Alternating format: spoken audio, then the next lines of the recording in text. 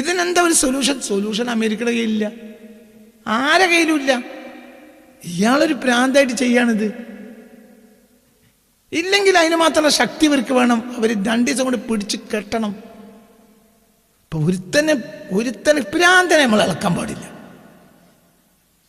പ്രാന്തനെ ഇളക്കുകയാണെങ്കിൽ ഓനെ 5 മിനിറ്റ് കൊണ്ട് കെട്ടണം. 5 മിനിറ്റ് ആകാൻ പാടില്ല. 2 മിനിറ്റ് കൊണ്ട് കെട്ടിയില്ലെങ്കിൽ നാട്ടുകാർ തല മുഴുവൻ വിട്ടു. അങ്ങനെ തന്നെയല്ലേ? നമ്മളെ ഓനാണ്ട് എറിഞ്ഞു, ഓനെ നമ്മളാണ് വെട്ടി, അല്ലെങ്കിൽ അവൻ്റെ ബാപ്പാനെ നമ്മളാണ് കൊന്നു. ഇവനെ ആൾറെഡി തന്നെ എന്താണ് ലൂസാ. അങ്ങനത്തെ എൻ്റെ ബാപ്പാനെ നമ്മൾ കൊന്നാൽ ഓനെ പിടിച്ച് കെട്ടിയിട്ടേ ബാപ്പാനെ കൊല്ലാൻ പറ്റുള്ളൂ. ഇറാനെ തകർത്ത് കഴിഞ്ഞിട്ട് അവസാനം കൊല്ലതാണ്ടതാണ് ആരിക്കമ്നായി. അതൊക്കെ ഇതൊക്കെ ഈ ബുദ്ധിയൊക്കെ അമേരിക്കക്ക് അറിയില്ലേ? അറിയാത്തോണ്ടല്ല. അമേരിക്ക ഇത് കാക്കക്കൂട്ട് കല്ലിട്ടതാ. എന്തിന്? നമ്മൾ ഉറക്കം പോയിക്കോട്ടെ, അതിന് അയാൾക്ക് നഷ്ടമില്ലല്ലോ. അവസാനാണ് അയാൾക്ക് ഈ പ്രശ്നം ഉണ്ടത്. ഞാനീ പറഞ്ഞ ലോജിക്ക് എന്താ നിങ്ങൾ ചിന്തിക്കാത്തത്? ഈ രാജ്യം തകർത്തതിന് ശേഷം അവസാനം പ്രസിഡന്റിനെ കൊന്ന പ്രശ്നമുണ്ടോ ലോകത്ത്? പിന്നെ ഖിയാമത്ത് സ്വർഗം നരകവും മേശരി മറ്റൊക്കെ ഉണ്ടോന്നല്ലേ? ഇവിടെ ഇപ്പൊ പ്രശ്നമൊന്നുമില്ലല്ലോ. ഇറാനി ഒരു തകർത്തു, അവസാനം എന്തും ചെയ്തു. ആ കാര്യം അവനെ കൊന്ന ഇവിടെ ഒരു പ്രശ്നമല്ല. ആയിക്കോട്ടെ, ജനജീവിതം 10 പത്രത്തിൽ വായിക്കും.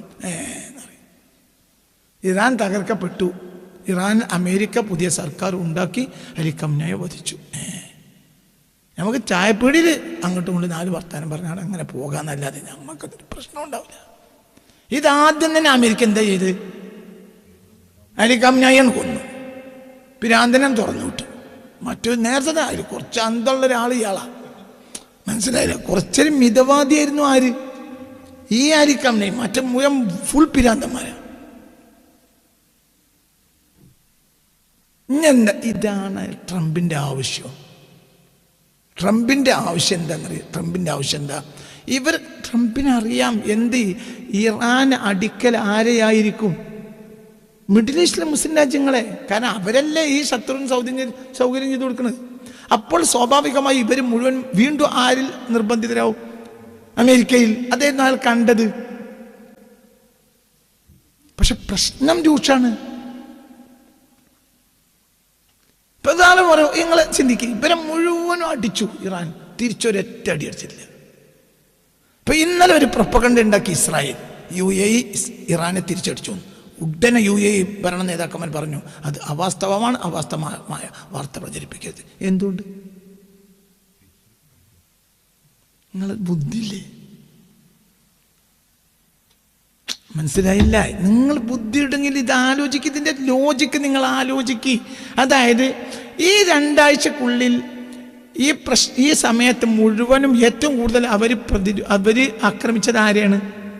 മിഡിൽ ഈസ്റ്റിലെ മുസ്ലിം രാജ്യങ്ങളല്ലേ? ഈ രാജ്യങ്ങളൊന്നും ഒരു ചെറിയ ഓലപ്പടക്കം പോലും എറിഞ്ഞിട്ട് ഇറാനിലേക്ക് തിരിച്ചടിച്ചില്ല. ഇന്നലെ ഇസ്രായേൽ ഒരു പ്രൊപ്പഗണ്ട ഉണ്ടാക്കി വേൾഡ് മാധ്യമങ്ങൾ. എന്ത്? UAE മിസൈൽ തിരിച്ചടിച്ചു.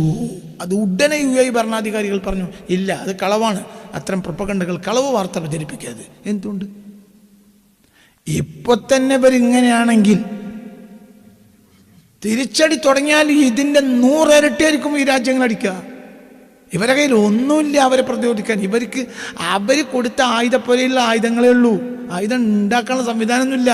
മറ്റ് 40-45 കൊല്ലം ഇവർക്ക് പണി എന്താണ്? ആയുധം ഉണ്ടാക്കലാ. അവർ സ്വയം പര്യാപ്തരാ. അമേരിക്ക അവിടെ പല്ലുകുത്തിയിരിക്കും. ഇതിന്റെ ഗൗരവം ഇവർ പ്രാന്തന്മാരാണ്. അല്ലെങ്കിൽ ഒറ്റയടിക്ക് എല്ലാം കൂടി ഇവരെ ഒറ്റ ദിവസം പിടിച്ചാൽ കിട്ടണം. അങ്ങനെയാണെങ്കിൽ ഇവിടുത്തെ പ്രശ്നങ്ങളൊന്നും ഉണ്ടാവില്ല. അവിടെ ഒരു പാവ സർക്കാർ, ഇപ്പൊ പല നാടുകളിലും അമേരിക്കയിൽ ഇവിടെ പാവ സർക്കാരില്ലേ, ജനജീവിതം ദുസ്സഹമാവൂലാണ്. ഇതാ ഇപ്പൊ ഞാൻ ഈ പറഞ്ഞതിന്റെ അർത്ഥം. അത് ശരിയോ തെറ്റോ എന്നല്ല ഞാൻ പറഞ്ഞത്. ഇപ്പോൾ വന്നത് സാമൂഹിക ജീവിതം അവതാളത്തിലായി എന്നതാണ്.